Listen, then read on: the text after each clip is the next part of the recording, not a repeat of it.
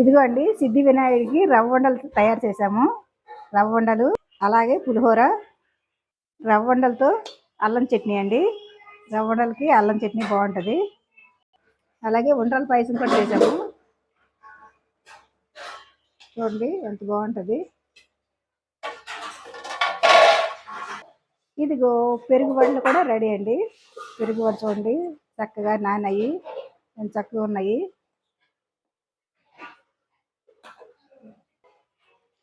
చూడండి ఎంత చక్కగా ఉన్నాయి. ఎంతో రుచికరమైన పెరుగు వడలు. అలాగే రైసు. ఈరోజు మొత్తం వంటలండి. ఇదిగో పప్పు, టమాటా పప్పు అండి. అలాగే సాంబారు,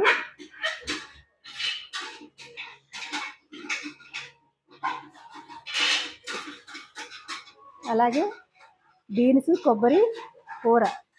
అంతే, వంటలన్నీ రెడీ అండి. ఈరోజు సూపర్గా ఉంటాయి.